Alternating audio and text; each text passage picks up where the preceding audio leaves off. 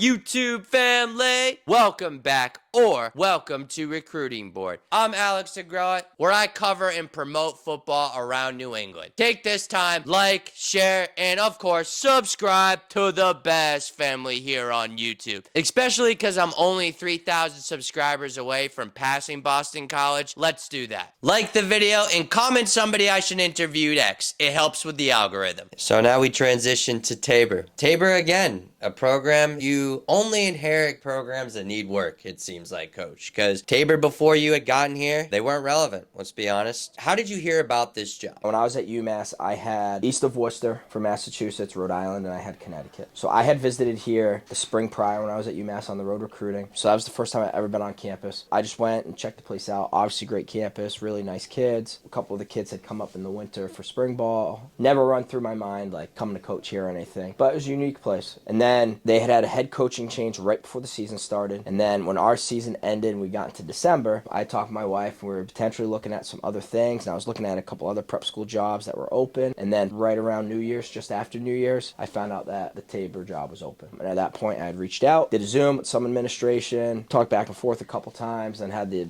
ability to come down here and interview in January and met the kids. The enthusiasm they had for football here was great. You know, I think it's really tough sometimes where you're at a place where you haven't had the success you'd hope for. Nothing was changed by the record they had. When I looked at here, I thought for Tabor, like similar to Loomis, there's so many pieces in place where they could be successful and that like it wasn't broken. We just needed to make some slight adjustments, and here like the offensive line was the most critical one. And you know, I was fortunate enough to get the opportunity to come here, and our whole family moved down. It's been absolutely awesome, and fortunate to sort of have a really good start, and we're excited to see how this will play over into year two. We thought Jeff Moore needed a little bit more time to do damage in the ISL, but you didn't. But when did you know year one was going to be good? We were in our coaches' meetings in August. I said to our staff, I was like, we have the opportunity to be one of the best in the league, and we have the opportunity to be around 500. So we had super talented kids, but we were probably one of the youngest teams in the league. We started on offensive alone. We started 3 freshmen and 2 sophomores. So it's just like being able to figure out, are these kids mature enough to handle it? Are they physically ready to handle it? And you know, our kids rose to the occasion. They stepped up to the challenges that we had in practice and everything. And we had a really good shot. You know, it's a super competitive league, really well coached. There's a lot of tradition in this league. And Tabor joined in 2017 and hadn't had a winning season since joining the ISL, and we've been bumped around here and there. Like I said before, we had some kids who were already here who are just resilient, tough, gritty kids. And those are the kids that like win you games. So, you know, we did have a handful of kids who came in and made immediate impacts, which was great. But we had like this huge chunk of kids here who were just grinders. It wasn't this perfect fairy tale ending where we went 9-0 and got this huge trophy at the end. But I think we were put in a spot where everyone respects us. And they understand that when they play us, it's going to be a really tough football game. They know we play hard. And I think those are like the most important things. And I think, you know, from a cultural standpoint, we're pretty close to where we want to be, where pieces are moving in the right direction. And then I say this everywhere I've been, like the most important thing is like we have kids who love football. You don't have to be the best kid, but kids who love football always find a way at the end of the day. When they're sore but not hurt, when they're tired but not exhausted, like the kids who love football dig their heels in the ground and find a way to get out. And those are the kids that we want to coach. Those are the kids we want to be around. So, you know, that's what we really harp upon. You know, I say to all of our kids, we want you to reach your fullest potential. And that's in the classroom, that's in the community, and that's on the football field. You get Folu to come in, you get Hugo to come from Canada. Who's the other international? Yeah, so timeline, right? First person that comes, Liam Huback, who's a Massachusetts kid, really good tight end for us, done a really good job. The second and third, I forget the order. I think the second one was Folu, and the third one was Botan. So really good group, super excited about it. And then fourth one was Caden.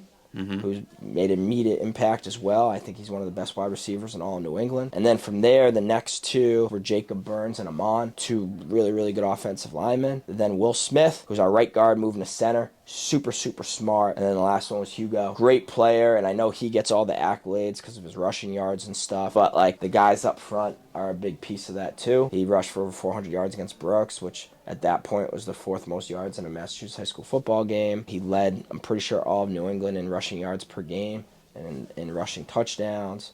And then he was the New England Class B Player of the Year. He was the ISL co-MVP. So, you know, he's done a lot of really good things. You know, those were the newer kids that came in. But like I said before, between the 4 captains, Tim, Joel, Raph, and Perry, and then some other senior leadership from Julian Grant. Eric Demmer stepped up on the offensive line really well as well. Those guys made a big impact for us. And then we're excited for the guys that have come back. Vontae Godin Rodriguez is a very good linebacker who got hurt midway through the season, but we think he'll have a huge impact this year. Demir Pfeiffer's lightning in a bottle at slot receiver, who's a kid who was already here, an elite lacrosse player, but he's one of the most electric guys in our offense. We got a lot of good things going, and we're excited about it. And the ISL versus the Founders, coach. You don't have PGs here, just different layout. If you want to talk about what that experience has been like so far. There's no right or wrong. In the Founders League, I think they have the ability to get more kids a year. So they turn over more kids because they're going to take 6 post-grads. They have their regular senior class. So you can have maybe a little bit of an older team. And then also you get the ability where you can have kids who are super talented, where recruiting didn't shake out right, who just graduated and come to a PG year. Where I think in the ISL, the pros are, we just have more continuity. So every kid's in our program for at least 2 years. So like when I was at Loomis, we're turning over at least 50% of our starters every single year. Where this year at Tabor, we're going to turn over 6, maybe 7. So for us, like on offense, we only lose 2 kids. For us to be able to have that continuity, I think it helps the culture a little bit. And I also think like we can build on what we do a little bit faster because like we don't start at ground zero every single year because we just have so many more kids coming back. So, that's the exciting thing about here. We have some super positive momentum. And I say to our guys when they're coming, it's like, you got to be ready for like day 7 on day 1 because we have too many kids coming back to start from the block. Could it be slightly challenging for the new kids? Sure. But the reason they're coming here is to be challenged. Do you think that when you guys came in and started winning pretty fast, do you think that rattled anyone's cages? I don't know. We spend a lot of time being focused on what we need to do to be successful. So, like, we're not in the meeting rooms, whether it's as a staff or with the whole team, like, worried about anyone else. Like, for us, it's like, hey, this is who we play this week. This is what they do. This is what we think we need to attack for us to be successful. What's the best way we can do that to have the most success? And we're going to go the same process. We practice the same way every single week. It's the same schedule. And, like, once that game's over, it's put to bed within 24 hours. So, for us, like, it's not like it's week 5 and it's like, hey, I wonder what these people think. Were some people surprised? Probably. Were some people not? Probably. In my view, I think it was a positive start, but we definitely left a little bit at the table still. I think it's fortunate enough where our guys have the confidence that they can accomplish anything, but they also understand how hard it is to be the best. Our goal is trying to figure out where those empty spaces were last year and how can we fill the gaps to get to where we need to be. To answer my own question, I think you did.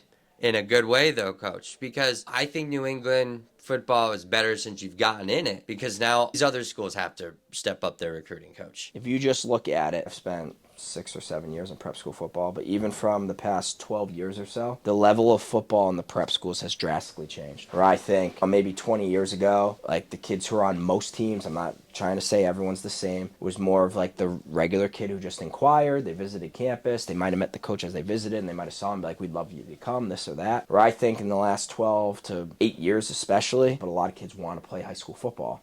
So I think the clientele from an athletic standpoint, from bigger, faster, stronger standpoint has drastically shifted. And then I think in a lot of different leagues, when 1 or 2 or 3 teams start to do a lot better, a lot of schools are how can we get there? What do we have to do to get there? You look at Choate, which is the standard right now in prep school football. People trying to figure out what can we do to sort of get to where they've gotten. Teams need to be really good to rise the level of play for everyone else. Hopefully we can keep our thing going and chase the people who are at the top of the ISL. And if we get to the top, hopefully people will try to raise their game to chase us. So if you're sitting down with somebody to talk about Tabor, pitch my audience Tabor Academy. For us, we want kids who love football, who want to compete every single day, and want to practice in a way where they are challenged. So they can't be afraid to lose a rep. They can't be afraid to have a bad day. We want kids who are going to be consistently challenged every single practice and understand that the next day is going to be just as hard, if not harder. So if you want to be the best version of you, you're going to want to get challenged and pushed every single moment you're here. And we're fortunate enough where I feel we have really good players and people. And when we have really good players and people, our practices are super, super tough. And the kids who love football, there's nothing better in the world than doing that every single day at practice. And the kids that don't might be really tough to be a part of it. But for us, we want kids who are great students, great people, and love football. Those are the 3 things we want. And if you only have 2 or if you only have 1, this isn't the place for you. But if you have all 3 of those things, you want to try something new, this is a great place. Our teachers are top notch. Our community and our student body are second to none. In football, we're on the verge of getting to where we want to be.